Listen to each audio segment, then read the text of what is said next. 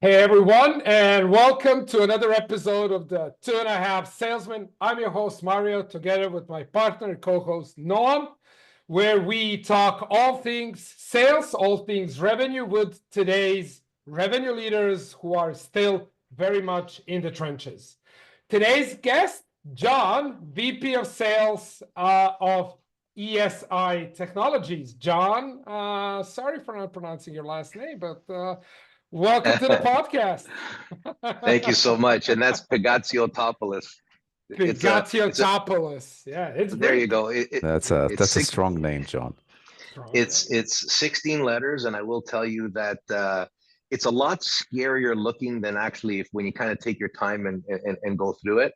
But I will say, Mario, I know the part of the world you're in. I've had friends that said to me, "You have the most difficult name," and I said, "Well, hold on a sec. You don't have a single vowel in your last name. Mine's hard. I don't get it." So anyway, yeah, so happy to be here with you today. I've been in sales since the beginning of time. I feel, I started working in restaurants, and my dad was a chef, owned a restaurant. I serving tables, and then working, through university, working in other restaurants and bars, and then got into my first sales job at an IT company selling white label computers and hard drives. Learned a lot. It was it was very interesting. My true real test of sales, because there was no salary. It was all all commission. commission. Oh, my first gig was all commission based as well. Yeah. And I remember walking into my first call, where when I announced to the gentleman, I was so proud.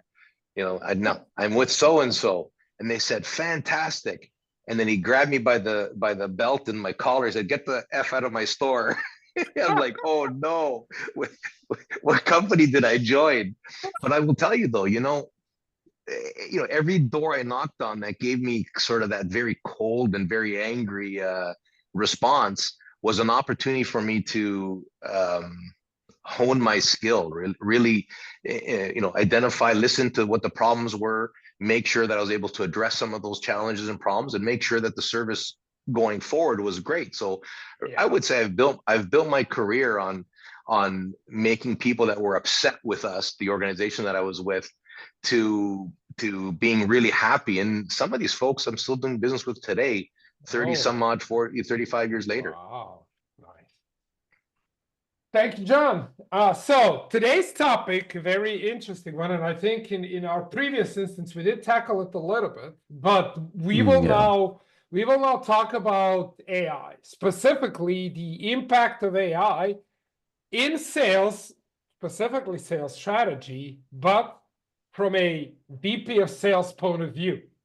So how does a VP of sales, a sales leader, a revenue leader look at the use of AI in sales strategy in different sales, let's say, situations, right?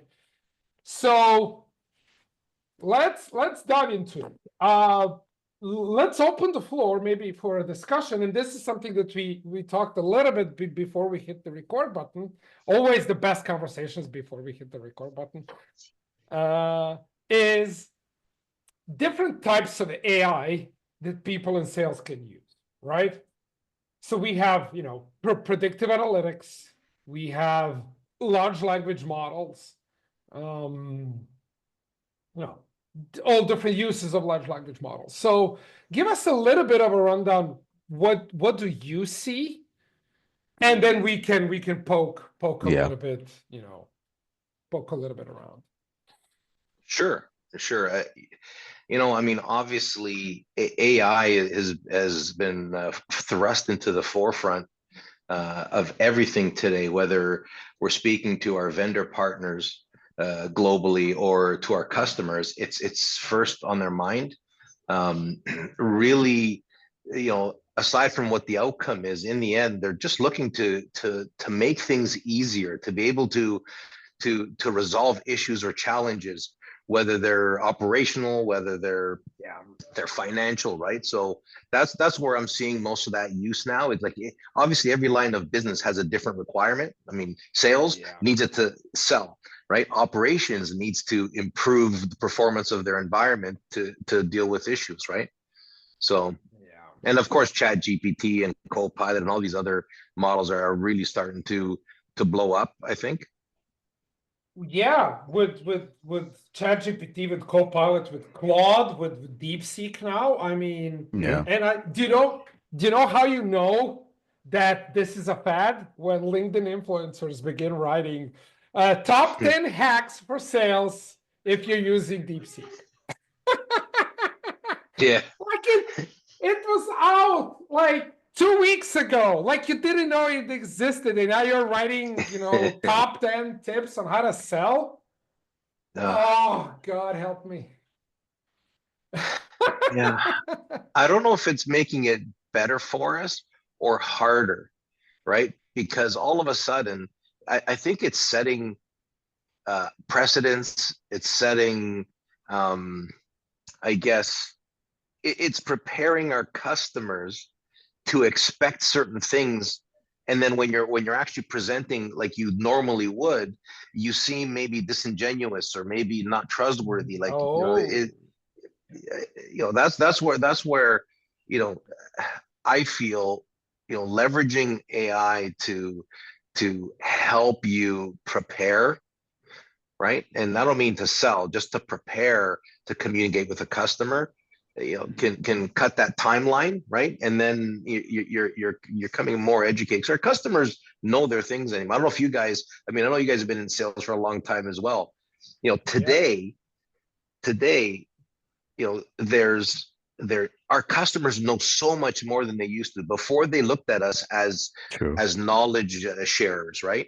And experience and education. Now they're coming to the table with a pretty good understanding. Now it's our role as salespeople and my salespeople and ourselves as an IT business to show to the customer based upon what their business is, where they are on that, let's say, that transformational journey, what works best for them, because there's 1,000 things for them, right? So, leveraging AI can definitely help you prepare and really show you where the path is. I'm not sure it'll get you where you need to get to alone. Well, the thing is this, we got a lot of AI models, we got a lot of, machine learning, whatever. So it's out there. But there's two, I would say that the angle or the two angles I wish to have as a discussion today is a, sales strategy. And that's I would say that's the backyard, supposed to be the backyard of VP, right? The VP of sales. What's your overall strategy for, this year, the next coming years? And then where or how should AI be integrated? So how to make the best use of it. You mean in the workflow? With everything, strategy wise. So I'm saying, all right. let's go back 10 years. 10 years. We've all been busy. Corporate people managed our times and whatever. And then they ask for, what's your strategy for 2015, not 2025? What's your strategy, right? What's your strategy? What is it that you want to achieve? There's the targets. There's the what you want to have. What's your strategy getting there? Okay, good point. Now, if I'm managing a big territory, I've got a bunch of people, managers. So yeah, I need to make the best use. So I got a strategy. AI was not a part of the discussion. Now AI is a reality. So as a sales leader, let's broaden the discussion here. What should a sales leader today do or decide on what to do with AI, on how to involve AI in sales?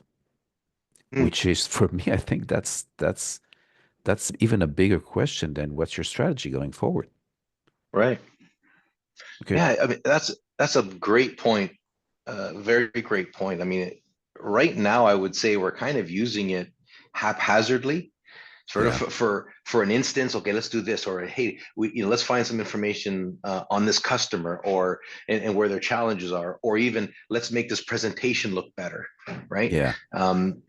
So I think we're kind of shooting from the hip versus really looking at it from a strategic tool perspective. I mean, we're doing more and more, of course. From my perspective, I think that leveraging AI to help build that strategy for your upcoming year, right? So, for example, identifying what customers are buying what services and solutions, what's their most, over the last year, how many fit into what our capabilities fit into what our capabilities are and the value that we bring to the table, right? And then when you prioritize them, or just sort of identify where your kind of sweet spot is for the right customer, that's got the that requires the right solutions, and those solutions, how many of those solutions can we deliver 100% utilizing our people and our capability, and how many do we have to maybe go out to find an ecosystem partner to help us deliver that, right? So leveraging AI to really identify who your customers are, what are they going to buy, what you believe they're going to buy, find ebbs and flows. You may have a customer that you'll notice every other year, they're making a big purchase for refresh, right? And then, there's the lull. So you're coming into a lull year. You're not going to try to sell them hardware and software and licensing, because now you're in a lull year for that. But can you talk to them about more strategic things, right? How you can help them engage their customers better, how you can help them, deliver services. What I found is that, if we talk about LLMs, right? So ChatGPT, Claude, different. I love using Claude. I switched from ChatGPT to Claude. Simply better performance, at least for what I need, right? So what I've noticed is, if you feed it info, what you can do is you can ask it to change a point of view, right? Take the same problem and look at it from different angles, right? So it's really good at doing that, really good at switching through different views. So let's say that we are using ChatGPT to prepare for this podcast, right? Or sorry, Claude, to prepare for this podcast, right? So I would then write, what is the topic, who is the guest, list me questions. Okay, but now change these questions as if from the VP of sales point of view. Okay, now change them from account executive point of view. Well, change them from a leadership that looks at the entire company, right? So that's one use I found to be really, really useful. Like one example how you can use it, not just in creating strategy, as you said, but let's say account planning, right? So if you're a sales guy, and Noam and I had a lively discussion with one of our clients on account planning. It's okay. So how do you prepare for this account? And then you can take different angles to look at, identify some of the blind spots. So I think beforehand, when we talk from the point of view of sales leadership, and I talk too much, so I'll let you guys talk. But from a sales leadership perspective, this is something that was really difficult to achieve, or maybe not difficult, but just took too long of a time, and then we didn't do it. Like, let's look at it from the customer's eyes, from the customer's point of view, and that's it. But now you can look at it from multiple. Yeah. If you're an account executive, and then you can teach. If you're a sales leader, you can teach that to your sales guys or gals. Well, I think that, one of the most important things with, then again, this is my perspective, this is my experience, and obviously this is the way I'm using it. What I found it is I got better with asking questions.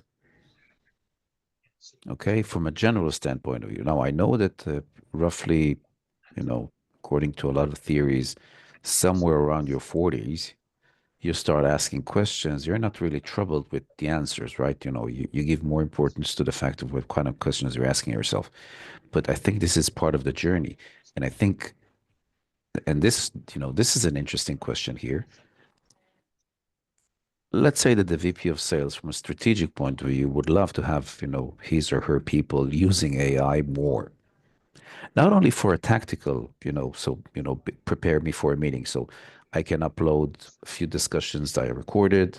I can upload some sketches, and I said, prepare me for the meeting. Then I'm getting a lot of questions, lists, ideas, and so on. This is technical. I think there's a problem with that. People stop thinking. There's no need to think, right? I just need to ask. But the higher level of that, I'm saying, with let's say, being on the same level of strategic level, would that create more strategic salespeople asking better questions? Oh, Okay, and let's align with Mario's thought about it. Let's say I'm preparing an account plan. Okay, so me as a salesperson, well, I'm asking the AI engine, right? I'm asking the machine, this is my offering. I'm gonna, this is my website, that's my offering. I'm uploading some PDFs and white papers. From a financial point of view, from the economic buyer point of view, if we're using Medic for a second, what could be valuable to have a discussion on? Not on questions, not on the tactics, but rather what kind of value would an economic buyer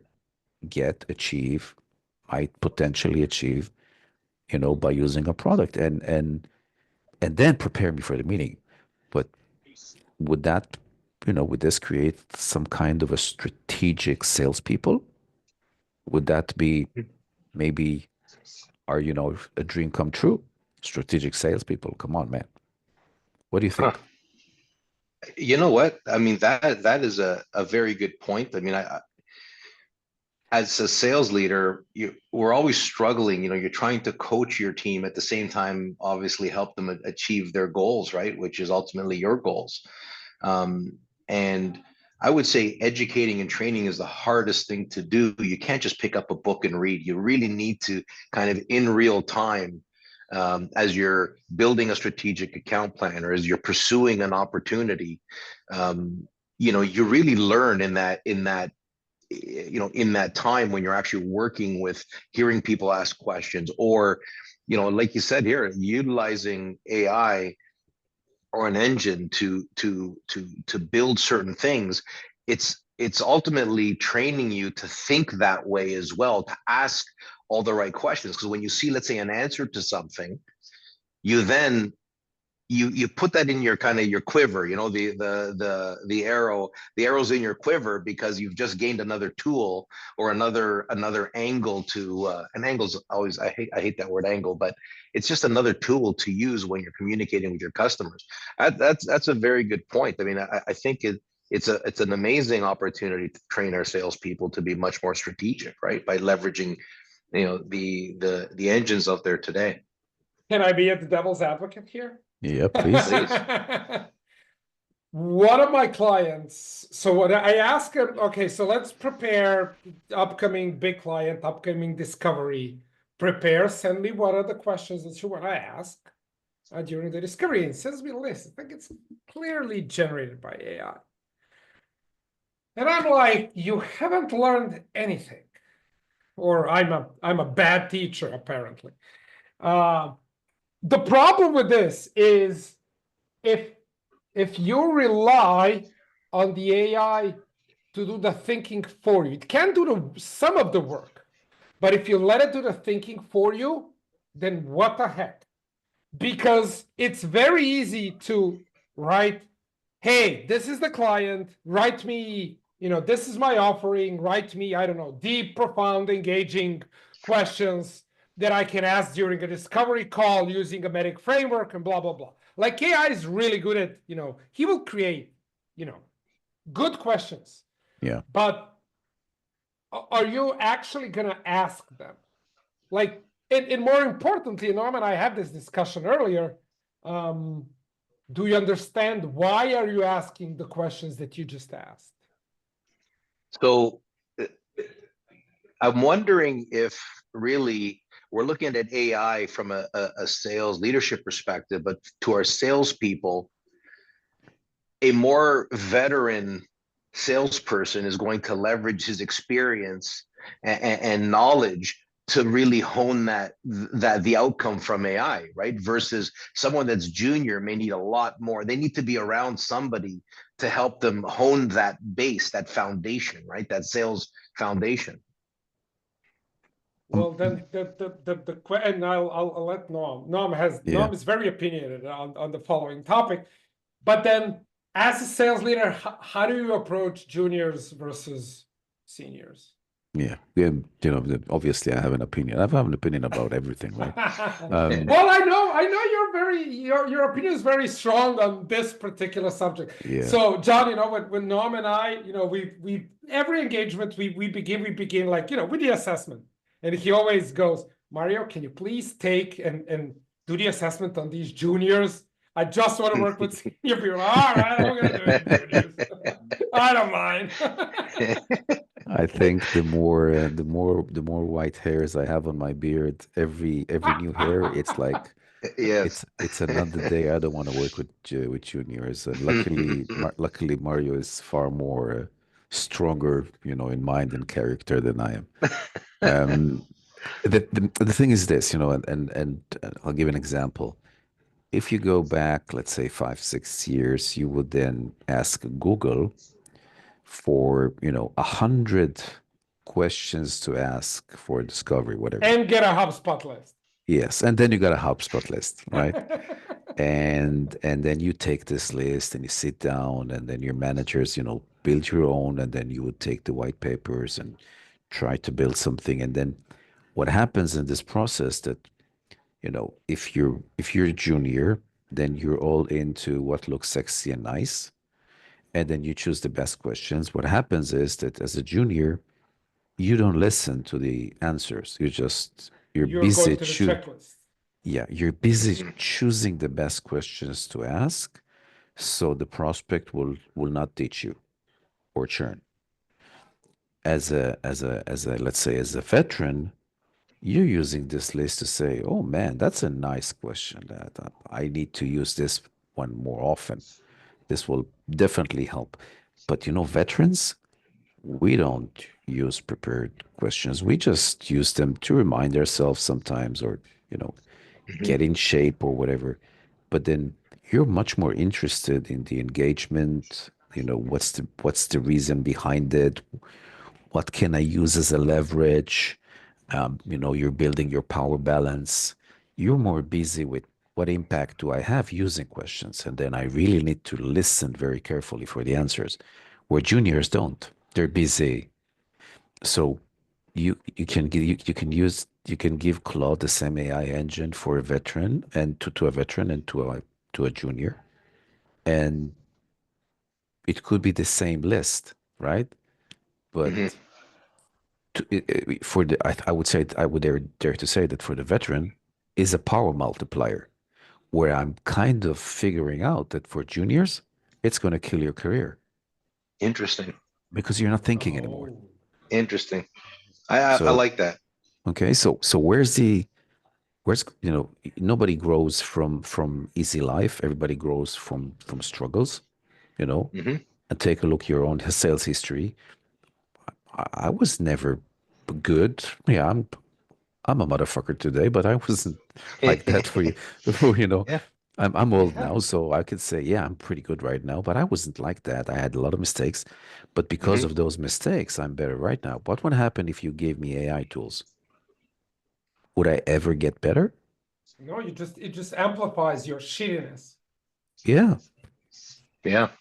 So, you know, what do you think about that? And here's the question, John. From a VP sales perspective, how do you handle this from a leadership position? Well, Mario, I'll be honest with you. I mean, it's interesting. Like the things that Noam brought up, I never really thought about right before. And this is, I mean, this is what I love about this conversation, and what we're talking about today is it's really making me think, right? So I may have had a very different answer yesterday for you, but I would say today, you know, I would probably spend more time with the juniors, which is kind of strange too, right? Because typically when you're in a leadership position, you want, you want to spend time on the big deals. But, if you have a good veteran team, they already know how to play chess, right? They already know the moves and they're already looking 3, 4, 5 steps ahead. And that's what I think AI gives them, the ability to be able to look 4 or 5 steps ahead, whereas the juniors are still kind of playing checkers. So how do you train them? So, I mean, from my perspective, I think if you have some good veterans who are not as ornery, maybe not as many gray hair, right, Noam? Yeah. Because I find sometimes some of my true veterans, they're like, leave me alone. I'm going to do my thing. I don't want to train any young punks, right? Yeah. But then you have some of these folks that are like I'm listening veterans. to Noam. Yeah, yeah, but you have some veterans that can actually be very good, mentors. Mentors, And that way they're learning, they're seeing the mentor, you leverage the tools and get those 4 or 5 steps ahead, but also explain at the same time why they made a right instead of a left. And I think that's the biggest, what Noam, you were talking about, is that experience has allowed us to decide that if AI says, well, you need to make a right here, we know from experience that it may be faster, but it's going to be harder. Whereas I need to be, if I go left, it may take a little bit longer, but I'll be able to keep going further, right? So again, these are some of the things that, but you know what?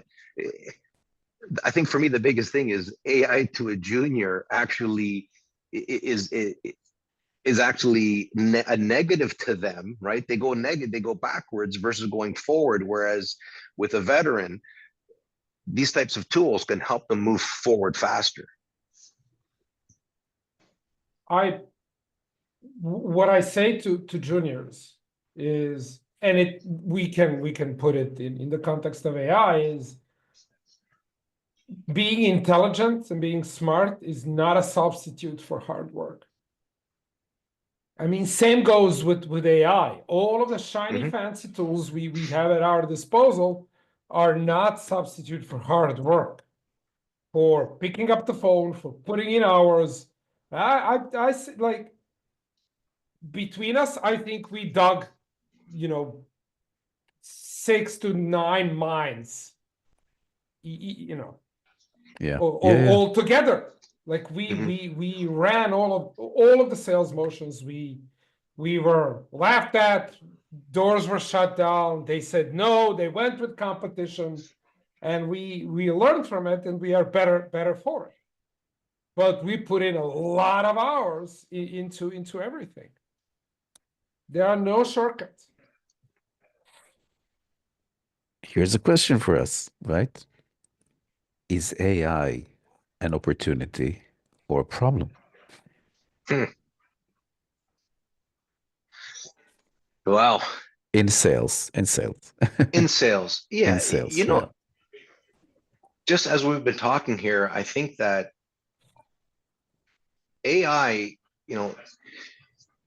people are using AI, or we're using AI. I use AI to do things faster, where I think that we should be using AI to be better. Okay. Right. So what do you mean by that? Well, it's like, hey, if I can write this email, if I can build a strategy faster, then I'm done this task, for example, and then I can get moving. Versus leveraging AI to build that strategy, but also allow us now to analyze using our experience to say, this makes sense, this doesn't make sense, and really hone that strategy to really fit what we're trying to accomplish. So again, instead of trying to do something faster, we're actually now providing something better, right? And it could still be faster, but it shouldn't be just using AI to, let me just complete my tasks so I can go fishing, right? It should be, let me complete these tasks so now I can take something to now hone it, leveraging my experience and my knowledge to make it better, to be able to execute and deliver on our goals. Yeah, I think someone said AI will not take the job of humans. Humans using AI will take the job of humans. Interesting. Yeah. So I think from your Noam to your questions, is it a problem or opportunity? I definitely say opportunity. And I am opinionated on this, that it's the job of sales leadership to teach, manage, and ensure how the sales force is using this. Yeah.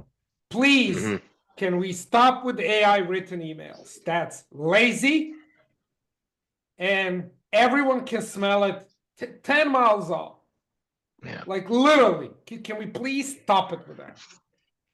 I want Ways to you give can use it is do an in-depth research. Put a plug into Claude or ChatGPT that says you can go to the internet, then put in URLs of the target company that you're going after to say, do me a detailed research on this. Copy paste every single CV, article, everything of the target person you're going after, and say, derive me insights from this. How do I better prepare? But there is no substitute for picking up the phone, at least not yet. We are seeing some AIs that do cold calling, but mostly tied to inbound. But I don't think robocalls are. No, not yet. But I made an interesting experiment the other day with one of my financial industry clients, and they have their internal AI engine, which is not that good yet. But they're forbidden to use the Copilot simply because, so they have their own internal engine. The problem is it's a new engine, so there's a lot of mistakes. It's like an AI brat, okay, if I may say, okay, something like that. But then I was kind of presented with, do I think that AI is a good thing to use for writing emails or to write questions? I said, yeah, but let's make an experiment. What do you want to ask? So, write me 3 questions to ask the chief executive, whatever, on this specific issue. And again, it's a financial industry company. So obviously they're interested in financial, situation questions, microeconomics and so on. So, then the ChatGPT came with, a lot of questions. But then they did it the same thing with their internal tool. It was not that impressive. So I said, we can stay with the chat, for example. And then I said, do you think it's a good way of asking questions? Will the client be patient for that? No, you need to make it shorter. So they asked to make it shorter. So after a few rounds of request, we came back to a human request that we could come up with without going, this full circle. And then I asked the senior consultant, the manager there, I said, do you need the AI tool? I said, to be honest, no, I thought I did, but it's just a waste of time. So with that, this is the wrong way of using it.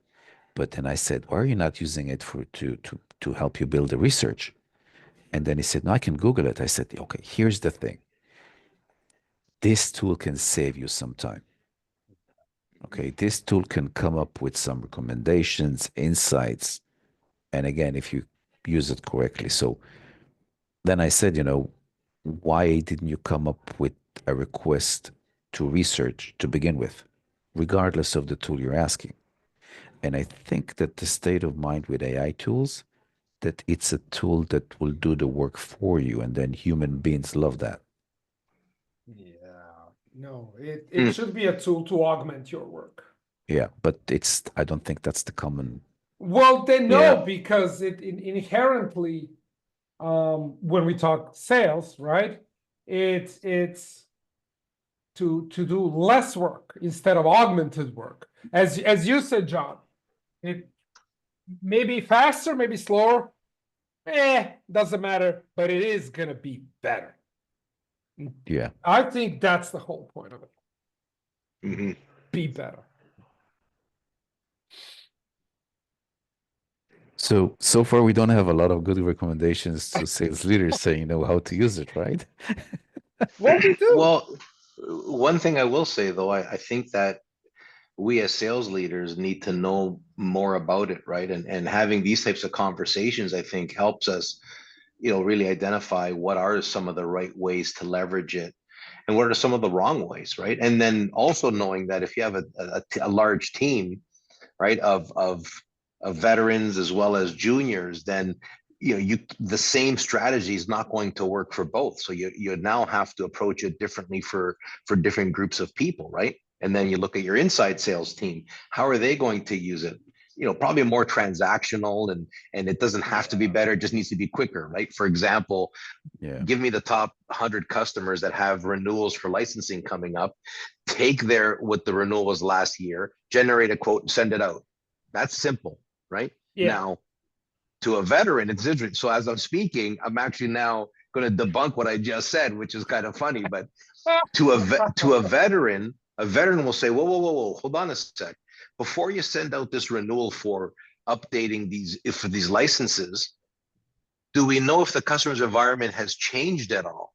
Have they bought new gear? Have they bought less gear? Have they gone to the cloud with some, so their licensing requirements are smaller?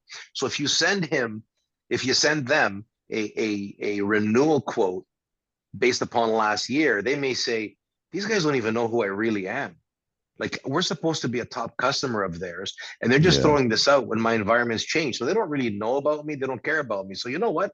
I'm going to use somebody else. So again, it's how do you, it's a very difficult thing to approach. But I think that I myself as a leader need to learn a lot more, guaranteed. Because Noam, in John's example, the guy that says just send 10 quotes, you think he was a junior?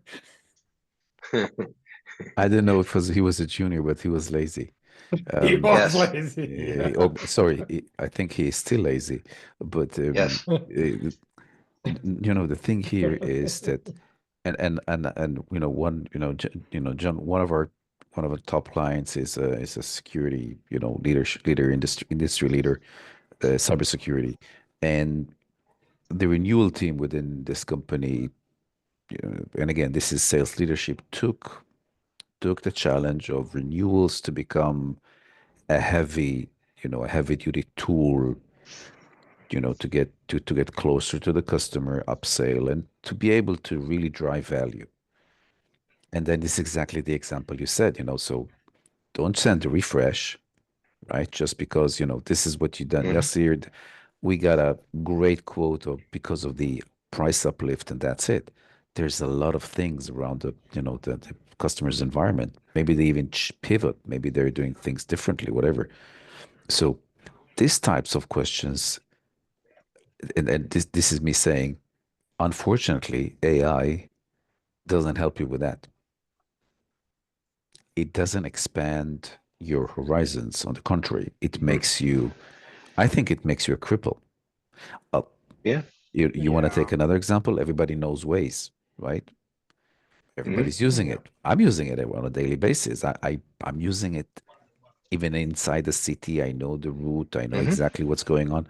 But everybody's using it because they want to beat traffic just in case there's an accident or something like that.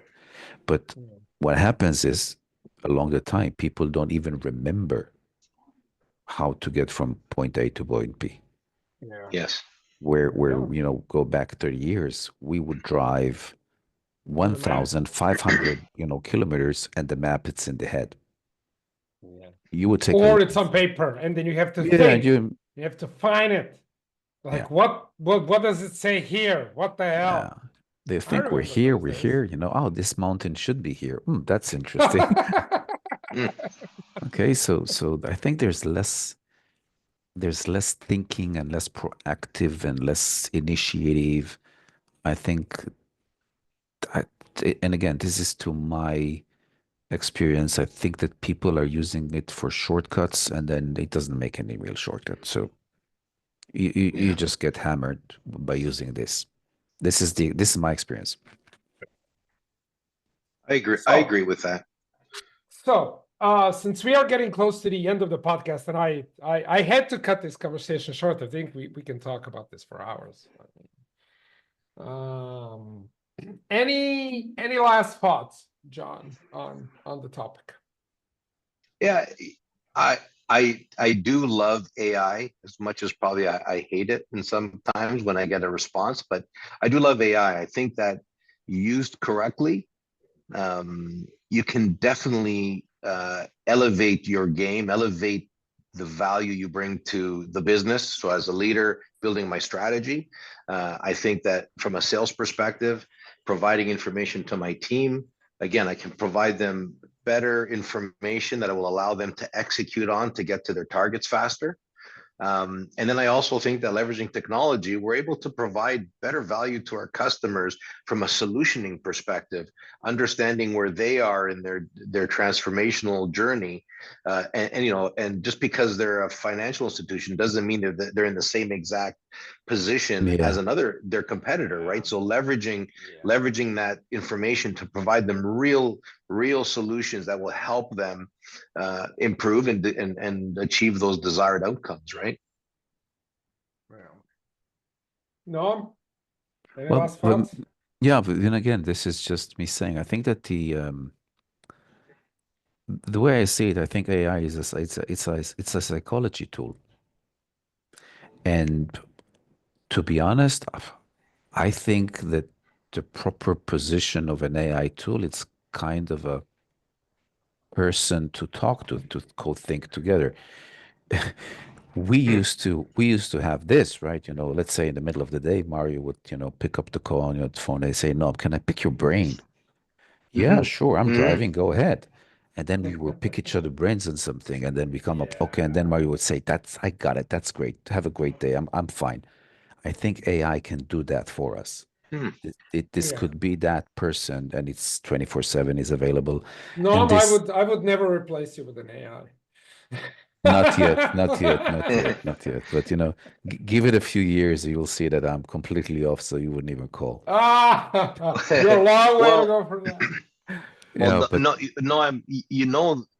what is that saying that, if you have a problem, if you state it, right? If you write out what your problem is, how you got there, what's the challenge, what's the outcome you desire, you've almost solved your problem, they say. Yeah.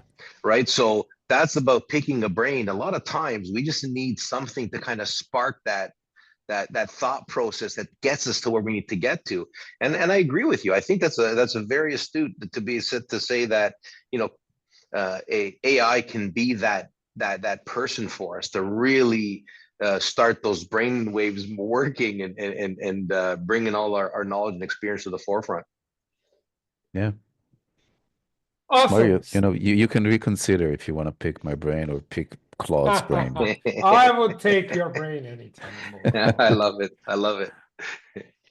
All right. So, John, since we are at the end of the podcast, every guest that we bring on, we give 30 seconds if you want to plug something in. So if you're hiring, if whatever it is, 30 seconds, shameless plugs. Go. I appreciate that. No, you know what? No plug. Just I appreciate you two for reaching out. I absolutely enjoy this because I feel I learn more than I actually provide sometimes. So for anyone that's interested, feel free to reach out, and you guys too, man. I'd love to brainstorm and pick your brain sometimes when I'm challenged in some things. Awesome.